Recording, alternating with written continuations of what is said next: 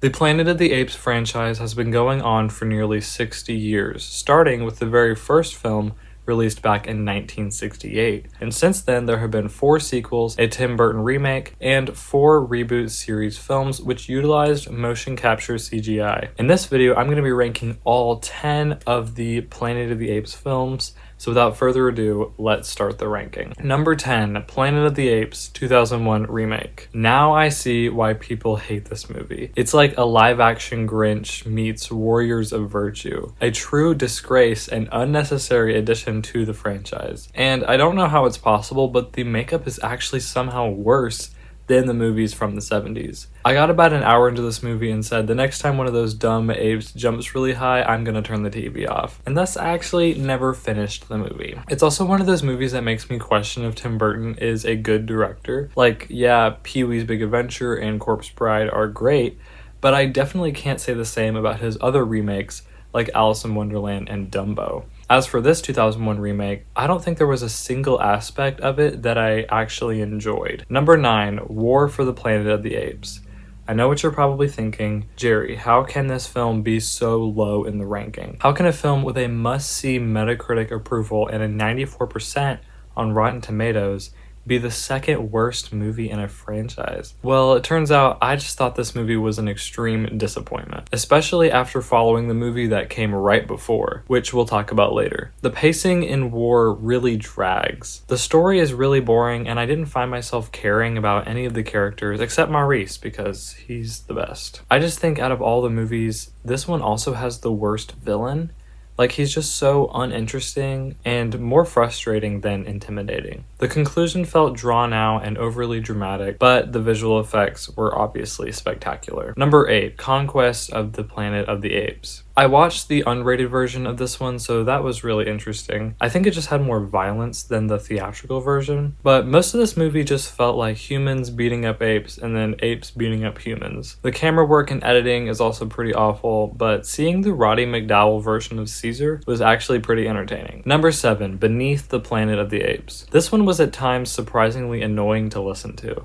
There was a lot of high-pitched noises and stuff, but other than that, my jaw actually dropped 3 different times while watching this. Some of the ideas were pretty far-fetched, especially those involving the Forbidden Zone, which was some space underground that was invisible to the people above it. But the last 15 minutes almost made up for all of that, and the ending left me so eager to see what was going to happen next in the story. Number 6, Battle for the Planet of the Apes.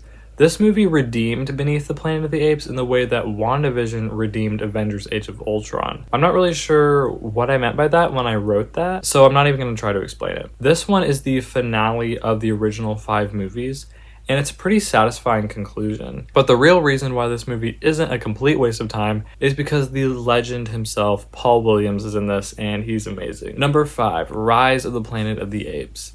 This one was the very first Apes movie that I ever saw, and it blew me away when I first saw it. I liked how different it was than I was expecting these films were going to be. Instead of a movie filled with apes and humans constantly battling each other, it was a surprisingly touching story about a son caring for his father whose health is slowly declining, while simultaneously being the origin story of Caesar, the future leader of the apes. Upon rewatch, it's not quite as great as I remember, but it still sets up the scene for a fantastic sequel. Number 4, the original Planet of the Apes from 1968. I was honestly kind of bored with this movie until the ending. That ending really blew my mind. The visuals and cinematography in this are also amazing. Honestly, it's hard to believe at times that it was shot on a camera from the 60s, because some of the footage looks that good. The acting I thought was mostly mid.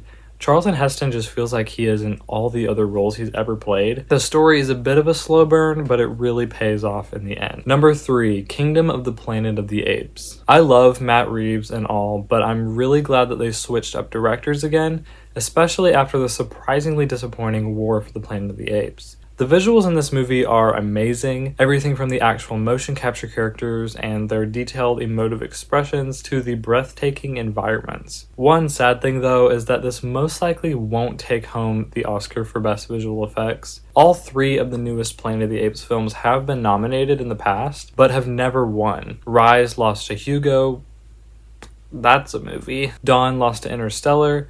which makes sense, and War lost to Blade Runner 2049, which also makes sense. But the thing is, Kingdom will most likely lose to Dune Part 2. It doesn't really matter, but it is a little sad that so far none of these movies are gonna win that award, even though they are some of the top-notch motion capture visual effects nowadays. Regardless, this film was still extremely enjoyable. Also, the director of the film, Wes Ball, really showed his capability as a director. I'm very much looking forward to what he does with his upcoming Legend of Zelda movie. Number 2, Escape from the Planet of the Apes. This was the film that made me start to think that this may be my favorite franchise at the moment. The story just kept surprising me around every corner. By the ending of this movie, I had never been more excited to see what's coming next in a film series. Also, the whole part where Apes, Cornelius, and Zero are welcomed by society and get new clothes and a hotel room is just amazing. This one was just a lot more entertaining than the other ones. It was funny, but it was also like really grim, and it was just a great movie. And number 1, you probably guessed it,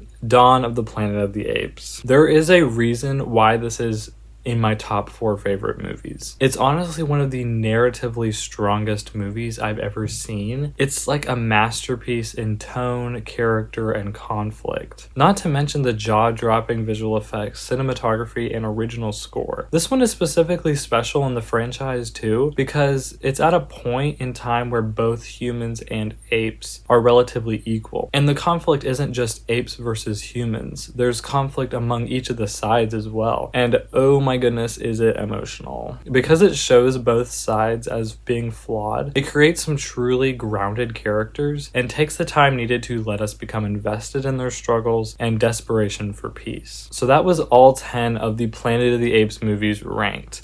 Thank you so much for watching the video. If you would like to see more ranked videos like this, please let me know in the comments and subscribe so you don't miss out on any upcoming videos. Thanks for watching.